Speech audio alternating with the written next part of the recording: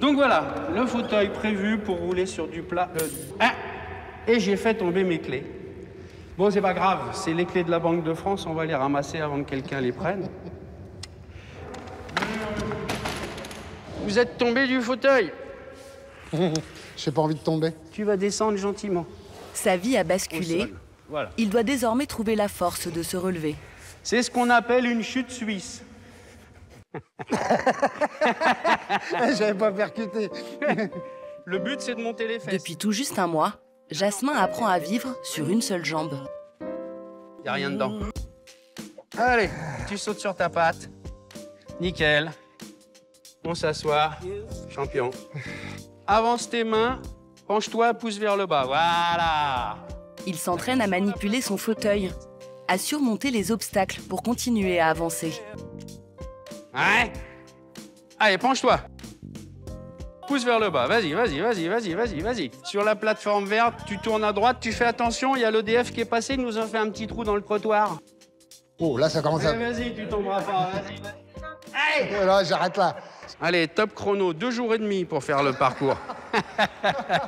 Tant qu'on n'est pas dans un fauteuil, on peut même pas s'imaginer tous les pièges. C'est horrible. C'est horrible, il y en a partout. Quand on marche, 10 cm, c'est rien. Par contre, un fauteuil, c'est différent. Ouais. Comme Jasmin, les patients du centre de réadaptation de Coubert, en Seine-et-Marne, doivent apprivoiser leur nouveau corps et se construire un avenir avec leur handicap. Salut! Comment tu vas? Ça va, toi? Ils font leur rééducation aux côtés d'autres patients amputés, tétraplégiques, paraplégiques et grands brûlés. L'ensemble des soins est pris en charge par la sécurité sociale. Tous ont le même espoir, regagner le plus d'autonomie possible avant de retrouver un quotidien à l'extérieur du centre. Hop, on se lève et on y va. Voilà. Jasmin compte un jour marcher à nouveau grâce à une prothèse. Et l'idée, c'est d'aller chercher loin derrière avec le moignon et de simuler la marche. Ok. Mais cet agent de maintenance de 58 ans doit d'abord retrouver l'équilibre avec l'aide de Noémie, sa kinésithérapeute. 18, 19 et 20. On remet les deux mains, on redescend de la cale. Ça va. Pas trop douloureux. Non. Ok. Quand on arrive à... Vous prenez le point fixe? Ouais. Vous avez des Très beaux bien. yeux, mais je préfère regarder là-bas. Jasmin souffre encore des suites de son opération. Et comme la plupart des patients amputés, il ressent aussi ce qu'on appelle les douleurs fantômes. On souffle, on récupère. Là, il commence à... D'accord. Quand j'ai eu des grattages, une fois, je regardais la télévision et j'ai eu l'instinct d'aller gratter. Et puis quand je suis arrivé, j'étais dans le vide. Donc là, oui, ça fait peur. C'est mince. Est-ce que c'est moi qui déconne ou est-ce que c'est normal? On ressent les douleurs, les grattements, mais il n'est plus là. En fait, l'image du pied dans le cerveau, elle est toujours existante. Donc, Oui. comme il y a encore les nerfs qui remontent et qu'au niveau du cerveau, il y a toujours l'empreinte du pied, votre cerveau se souvient. Voilà, ça c'est Cette jambe dont il a du mal à faire le deuil le faisait souffrir depuis 24 ans, suite à un grave accident de parachute. À tout à l'heure. Après 14 opérations, de nombreuses complications, des artères bouchées, l'amputation est devenue inévitable.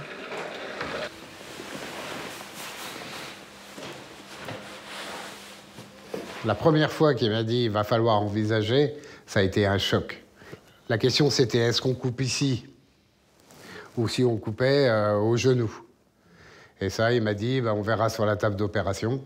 Si on peut sauver le genou, on le fait, sinon ça sera la cuisse. Et c'était ma hantise. J'avais peur de devenir impotent, d'être un boulet pour quelqu'un, enfin pour ma femme entre autres. Et quand je suis sorti, j'ai vu que j'avais mon genou. Je me suis dit ça sera plus facile. Hé, Jasmin, je vais tomber dans le trou à cause de toi. Mais Marina, sa belle-fille de 22 ans, et Dominique, sa compagne, craignaient que Jasmin n'accepte jamais son handicap. faut mettre les lampes en ton fauteuil. Hein. Je peux pas, il y en a pas. Il faut les mettre. Par contre, j'ai un beau klaxon. Hein? J'avais peur, enfin, je savais pas comment il allait réagir. Qu'il pense à se suicider ou on va dire qu'il me laisse aussi. par peur que j'ai pitié de lui, je sais pas. Parce qu'il me disait toujours, ouais, je vais être un fardeau pour toi.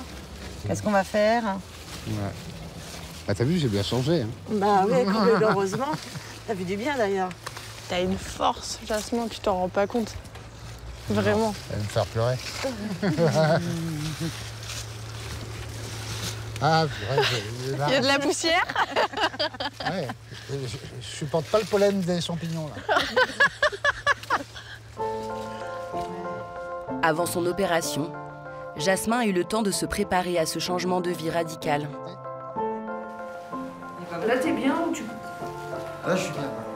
Julien, lui, a vu son existence s'écrouler en quelques secondes. Un moment d'inattention. C'était il y a 4 ans. Le jeune homme prend sa voiture pour rejoindre des amis à une fête. Alors qu'il est au volant, il saisit son téléphone pour leur écrire un message et dévie de sa trajectoire. C'est la sortie de route. Julien devient tétraplégique.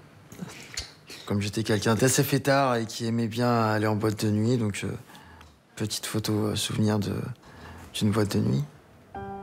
Il ne sera plus jamais ce jeune homme à qui tout sourit. Il venait de terminer un master en urbanisme et de se lancer sur le marché du travail. Très sportif, fan de football et de jet ski. Quand on devient tétraplégique, donc moi en l'occurrence j'ai perdu 40 kilos, mais en fait notre corps change complètement. Et c'est quelque chose qui est difficile à accepter au début. Et même moi à l'heure actuelle, j'ai quand même beaucoup de mal à me regarder dans une glace torse nu parce que j'ai l'impression que c'est pas moi en fait. Et que le garçon qu'on voit sur cette photo-là, enfin, ce n'est pas moi. Ensuite, donc là, le mur de photos, on va appeler ça comme ça. Le résumé de son quotidien depuis l'accident, d'une chambre d'hôpital à une autre, dont près de 10 mois en réanimation. Julien est un miraculé.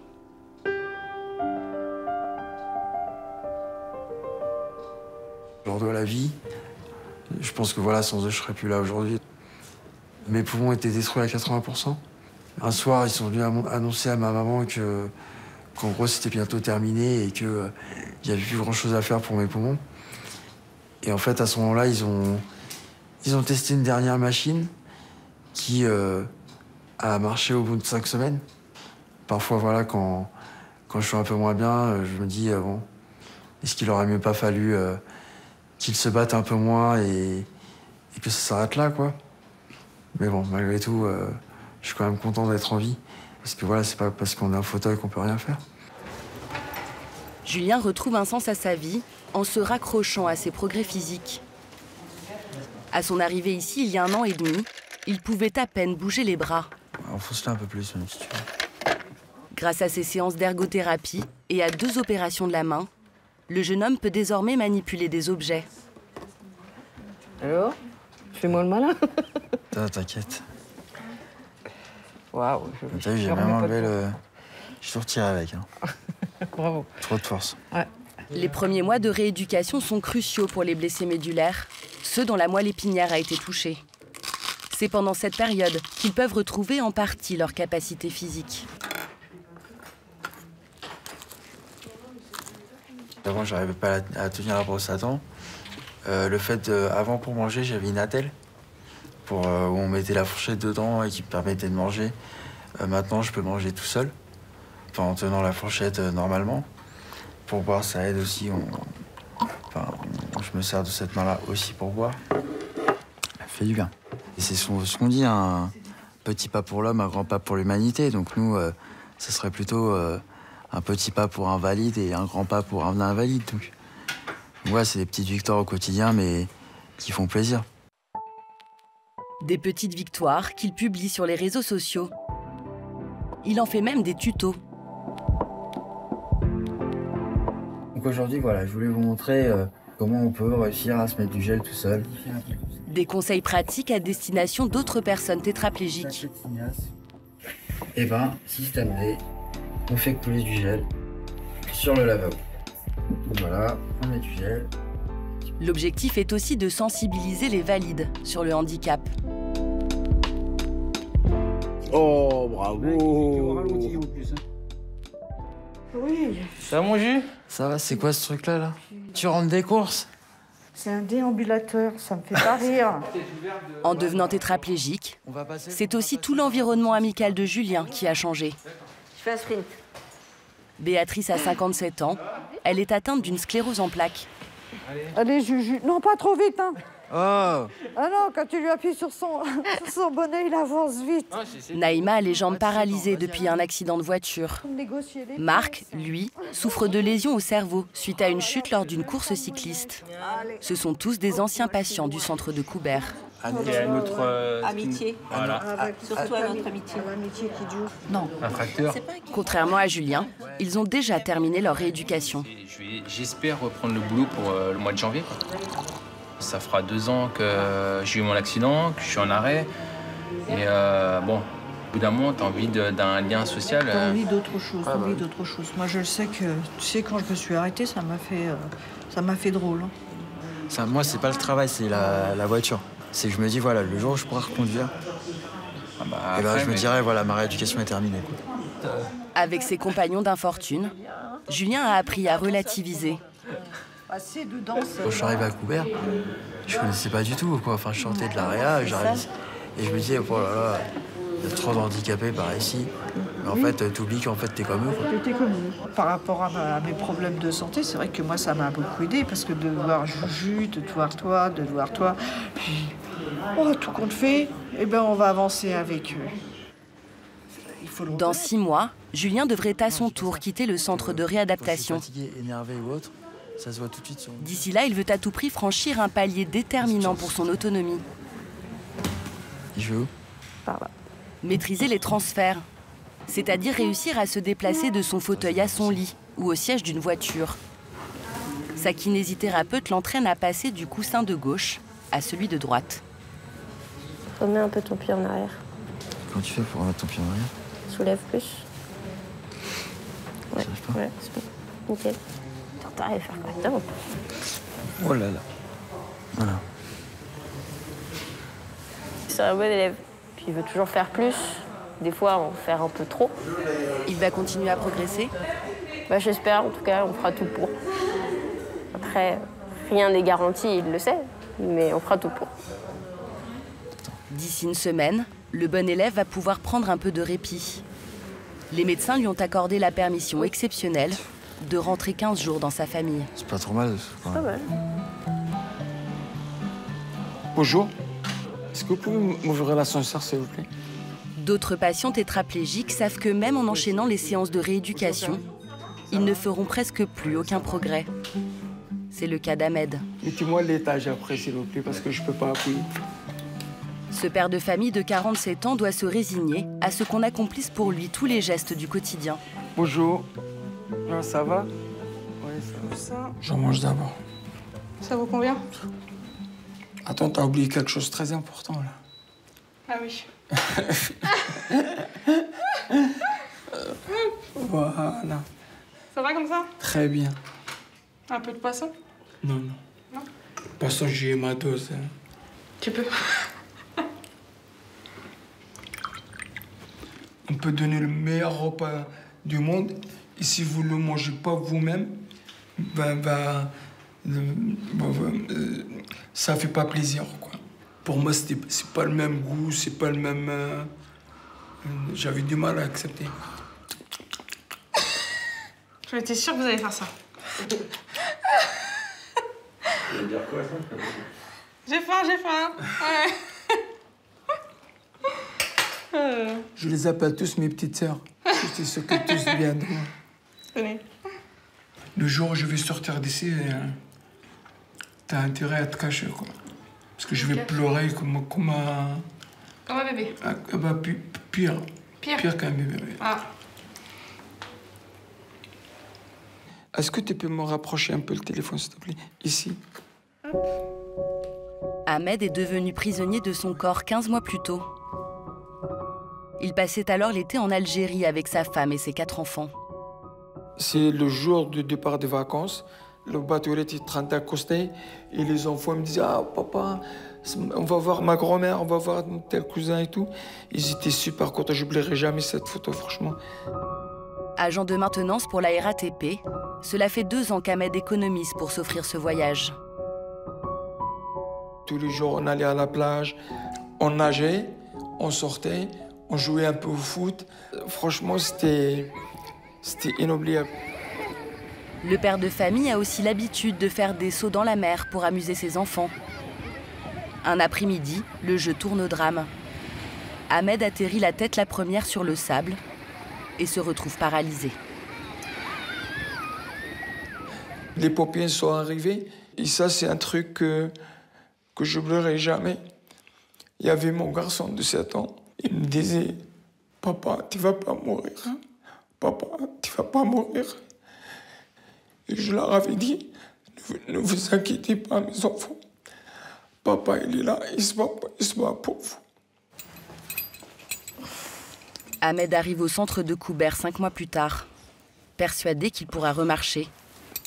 Car ses pieds bougent légèrement, tout comme ses doigts. C'est raide, hein? Ouais. Ouais. La main gauche. Ouais, disons. Après 1 an de rééducation, Ahmed a gagné très peu d'autonomie. Ouais, parce que... Le verdict des médecins est tombé il y a 15 jours. Il est arrivé au maximum de ses capacités. Je respecte la science, mais moi, je suis un croyant. Je garde toujours l'espoir de me lever ou un jour, ou bien ne serait-ce que récupérer mes mains. Ça, personne ne peut me l'enlever de ma tête, quoi. Et c'est cet espoir-là qui me garde le moral. D'ici 4 mois, Ahmed retournera vivre auprès de sa famille. Monte. En attendant, il continue de retrouver sa femme Akima ouais, ça va. et ses 4 enfants dans le hall du centre de réadaptation. À cause des restrictions liées à la crise sanitaire, les patients ne peuvent plus rentrer chez eux le week-end. Est-ce que j'ai l'honneur d'avoir un café aujourd'hui? Bien sûr. Comme d'hab. Au basket, en fait, j'étais en train d'essayer de faire un exercice et tout, et genre, je me suis cassé le jambon. Genre, j'ai saigné et tout. Arrête, à chaque fois, il y a un truc avec ça. Oui, je me suis fait archi mal. Chérine, le permis, t'as fait quoi? Je suis allée, mais ce matin, c'était fermé. C'est vrai? J'y suis allée. Alors, j'ai mis 2 minutes. Le couple est marié depuis 17 ans. Un équilibre familial complètement chamboulé par l'accident. Non, quand on va finir de manger, comme d'habitude, bébé. À la fin de ton repas. Je donne de l'eau et après tu prendras du coco, comme d'habitude, bébé. Bon, si vous voulez des frites. Alors qu'Ahmed était un père très présent, C'est pas assez chaud. Akima se retrouve seule à gérer toutes les tâches du quotidien, en plus de son travail d'infirmière libérale.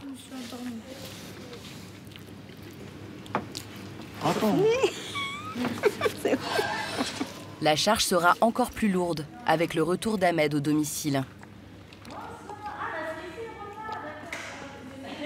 Je vais essayer, parce que je sais que ça te fait du bien. Faudrait que j'arrive à mettre. Je te jure, c'est pas grave. Et le fait de m'occuper de lui, ça me gêne absolument pas. Il est vivant, il est conscient, après quel que soit son état. On est mariés pour le meilleur et pour le pire. Et voilà, moi je l'accepte tel quel. Et c'est qui le jaune? Si j'avais perdu, je sais pas comment je serais. En fait, j'aurais pas eu la force que j'ai maintenant. Comme je dis, si je tombe, tout le monde tombe, donc non. Et puis on a encore la vue devant nous, il y a plein de choses, il y a plein de choses à faire avec les enfants. La vie s'arrête pas là. C'est sûr, c'est sûr. Est-ce que vous avez hâte qu'il rentre, votre père? Oui. Enfin, il nous manque parce que là, on vient, on le voit, on raconte nos journées, mais nos journées, on les passe pas ensemble, donc c'est nul, genre. Et si je rentre et je suis comme ça, tu vas m'aider? Ouais. Par exemple, tu vas m'aider en quoi? À jouer au foot. Jouer au foot. Mais taper dans une balle. Moi, je joue sur 4 pattes, quoi. Et encore si je vais y arriver. Non, je joue comme ça avec ma tête. Ok. Ahmed a désormais 4 mois pour préparer sa sortie du centre.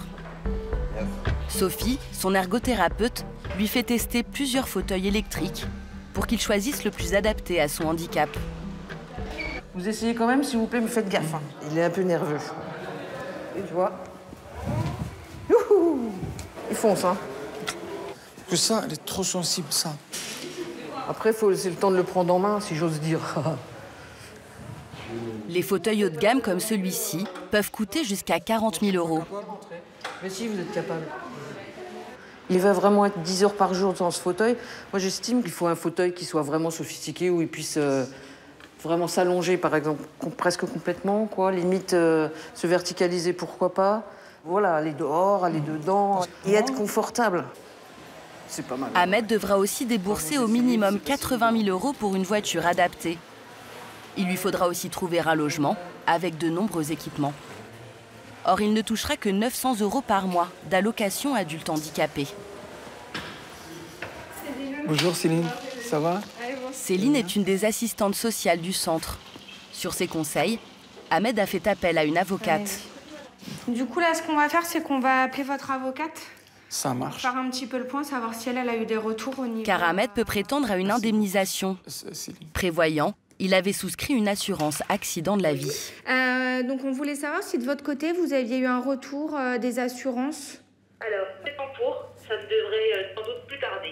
L'avocate est chargée de négocier au mieux le montant de l'indemnisation. En fonction du degré de handicap, elle peut atteindre 2 millions d'euros.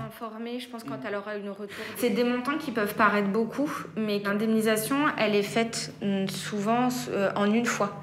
C'est-à-dire qu'il faut se projeter sur tous les besoins de la personne.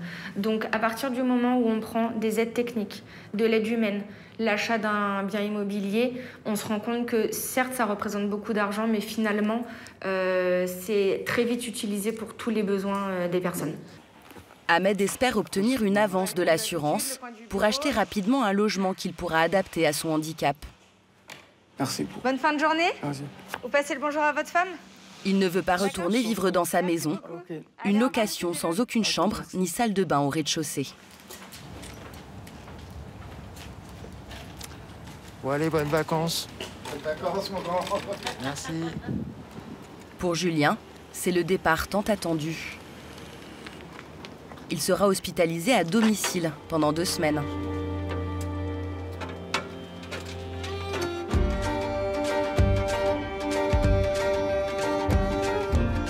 Ça fait vraiment du bien de sortir. Ça fait plaisir. Ses parents habitent à 1 heure de route, dans un petit village de Seine-et-Marne. Julien n'y est pas revenu depuis 6 mois à cause de la crise sanitaire. Ça va, mon Jules? Ouais. Tu prends le haut, tu prends le bas? Christophe et sa femme Isabelle travaillent tous les deux pour un cabinet d'experts comptables. 1, 2, 3. Le couple a aussi une fille de 24 ans qui ne vit plus chez eux. Cannelle. Pour accueillir leur fils, Doucement, doucement, doucement, doucement. les parents ont dû adapter leur maison en puisant dans leurs économies. Car contrairement à Ahmed, Julien n'a droit à aucune indemnisation puisqu'il est responsable de son accident. La sécurité sociale et les mutuelles ne remboursent qu'en partie les équipements jugés essentiels. Alors Christophe a trouvé des astuces. On a mis des prises avec télécommande, donc il n'a pas à aller chercher d'interrupteurs, etc.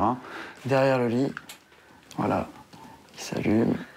Je dirais que ça a le côté pratique, pas très onéreux. Pour transformer leur salle de bain, en revanche, le couple a dû investir 6 000 € dans une douche à l'italienne et une vasque adaptée. Il n'y a pas de fond. C'est-à-dire qu'il peut venir avec le fauteuil, passer ses jambes sous la vasque. On a mis un robinet avec un manche assez long. Pour leur fils qu'ils ont cru perdre il y a 4 ans, Christophe et Isabelle ne comptent pas. Une entrecôte et 2 bavettes, haricots verts, coquillettes. Un peu de viande rouge, ça fait du bien. Hein. Merci. Vous me chouchoutez. Bah, j'essaye de lui faire plaisir, de faire des choses qu'il ne mange pas couvert, effectivement. Depuis l'accident, Isabelle et Christophe organisent toute leur vie en fonction de Julien. Ils lui rendent visite au centre de réadaptation chaque jour de la semaine, après le travail. Souvent, les gens nous disent « mais comment vous faites? Nous, on n'aurait pas pu, machin ». Mais je dirais, de toute façon, comment on fait? On fait rien d'extraordinaire non plus. Je veux dire, c'est notre fils et on l'aide à évoluer. Mais il faut gérer en faisant attention à notre fille, parce que c'est pas non plus facile pour elle. Il faut vraiment montrer qu'on ne fait pas de différence, quoi. Canette, reste tranquille. Julien emménagera chez ses parents à la fin de sa rééducation. Il appréhende de se confronter à la vie réelle, à l'extérieur du centre. Ça me fait un peu peur, évidemment, parce que on va être regardé différemment. Tout ne nous sera pas accessible de toute façon. C'est à la fois de la peur, mais aussi de l'excitation.